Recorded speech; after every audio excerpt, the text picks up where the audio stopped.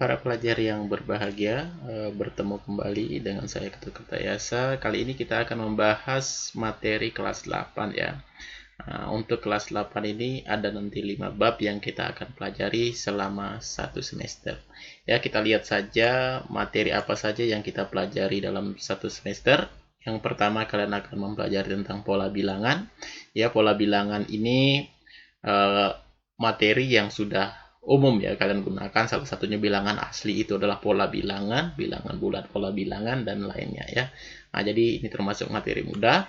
Yang kedua, kalian belajar tentang koordinat kartesius. Ya, koordinat kartesius juga materi yang sudah pernah dipelajari di sekolah dasar. Ini juga kategori materi mudah. Yang ketiga, relasi dan fungsi. Nah, ini relasi dan fungsi ini merupakan kelanjutan dari bentuk aljabar ya yang kalian dapatkan di kelas 7. Jadi materi relasi dan fungsi ya termasuk materi sedang lah ya. Kalau dari segi tingkat kesukaran. Yang keempat, persamaan garis lurus, kelanjutan dari fungsi ya, bagaimana menggambar fungsi linear nanti ya kita pelajari di persamaan garis lurus. Dan terakhir adalah sistem persamaan linear dua variabel atau disingkat dengan PL ya, SPLDV. Nah, inilah 5 bab yang kita akan pelajari selama 1 semester ya. Nah, saya yakin kalian tetap semangat belajar di rumah ya, jangan kita terlena ya dengan waktu yang disediakan. Kita harus tetap semangat walaupun belajar dari rumah. Nah, untuk pertemuan atau video pertama ini saya akan mencoba memberikan sedikit gambaran tentang pola bilangan. Seperti apa sih pola bilangan itu ya? Tentu dalam pembelajaran itu ada tujuan yang kita harus capai dalam pola bilangan. Yang pertama nanti kalian harus bisa menentukan suku selanjutnya dari pola bilangan atau objek dengan tepat. Nah, jadi nanti kalau diberikan suatu pola berikutnya bisa nggak kita tentukan. Oke, inilah satu tujuan yang kita akan pelajari pada video kali ini. Nah, kita lihat dulu contoh pola bilangan. Nah, banyak dalam kehidupan sehari-hari yang melibatkan pola bilangan. Salah satunya adalah susunan rumah. Ya, di sini bagian atasnya atau biasanya kita sebut di atas jalan ini sesuai gambar. Ini 1, 3, 5, 7. Nah, ini berpola ya. Kita bisa menentukan setelah 1, 3, 3, 5, 5, 7, 7, 9. Ya, artinya polanya tambah-tambah 2 untuk rumah yang makin ke kanan. Begitu juga ini 2, 4, 6, 8 dan seterusnya. Ya, ini bisa kita sebut dengan pola bilangan ganjil. Ya, ini pola bilangan genap. Ya. Nah, ini model contohnya. Nah, kemudian ini juga bangun datar itu membentuk pola.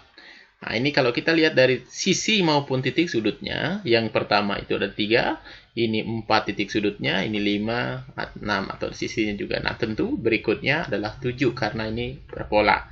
Nah, jadi kita bisa menentukan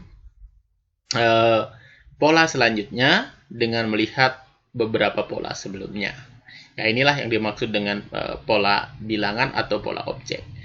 Nah, kita lihat beberapa masalah yang diberikan. Yang pertama ada masalah pita ya. Masalah pita. Pita ini ada warna-warni. 0 itu warnanya merah, 1 warnanya putih, biru warnanya 2 ya. 2 itu warnanya biru ya. Nah, sekarang kita diminta bilangan 13 itu pada pita warna-warni ini berwarna apa? Nah, untuk menjawab itu, sesuai dengan yang kita pelajari, kita harus bisa menemukan pola. Polanya, kita lihat dulu yang berwarna merah. Berwarna merah, bilangan yang diberi warna merah adalah 0, 3, 6. Nah, ini berpola. Artinya polanya tambah-tambah 3. Ya, polanya tambah-tambah 3. Tentu kita bisa selanjutnya tanpa melihat pita, kita bisa yakin bahwa berikutnya tambah 3, 6 tambah 3, 9, tambah 3, 12, tambah 3, 15. Karena yang ditanya bilangan 13 sudah lewat, berarti bukan merah. Kita lanjut ke warna putih. Warna putih 1, nah 1 di sini 4, nah, tambah 3 juga. Kemudian berarti 1, 4, 7, setelah 7 tambah 3, 10, 13. Nah, jadi inilah bilangan yang dimaksud. Dengan demikian, Warna apakah bilangan 13 pada pita warna-warni tersebut? Tentu jawabannya adalah warna putih. Nah, jadi sesuai dengan yang saya sampaikan tadi bahwa materi pola bilangan termasuk materi mudah. Jadi bisa dipahami ya. Nah, ini masalah 1. Kita lanjut ke masalah 2 ya. Nah, dalam video ini saya hanya membahas tentang beberapa contoh. Nanti kalian bisa permantap lagi dengan mengerjakan soal-soal di website atau nanti e-learning yang diberikan. Ya, masalah 2 ini, ya ada suatu mesin, ini diceritakan, kalau kita memasukkan 1, keluarnya 1. Masukkan 2, keluarnya 3. Masukkan 3, keluarnya 5. Masukkan 4, keluarnya 7. Masukkan 5, keluarnya 9. Pertanyaannya, jika yang dimasukkan adalah 9, berapa luarannya? Nah, tentu untuk menjawab ini selalu kita gunakan pola. Misalnya yang pertama ada pola masukan, ini pola luaran. Ya, luaran. Ya. Tadi kita sudah diberikan dalam tabel, pola masukannya berupa bilangan berurutan 1, 2, 3, 4, 5. Ternyata pola luarannya dalam bentuk bilangan ganjil 1, 3, 5. Nah, ini tambah-tambah 2. Sudah kelihatan tambah-tambah 2. Tentu di sini jadi 7. Setelah 7 tambah 2 tentu 9. Kita lanjutkan masukannya sampai 9 karena yang ditanya 9 nanti. Kita lanjutkan lagi 6, 7, 8, 9.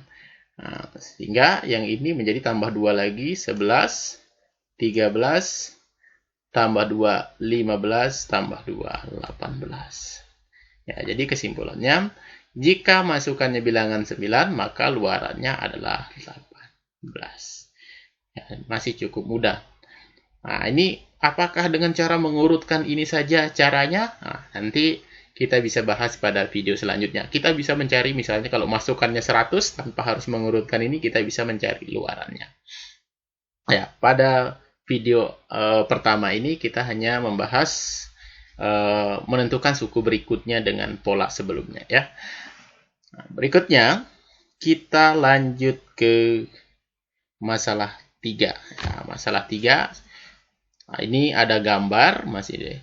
Nah, di sini dikatakan kolam 1, kalau dasarnya 3 kali 3, maka di sini dikatakan warna keramik atau ubin warna birunya ada 1.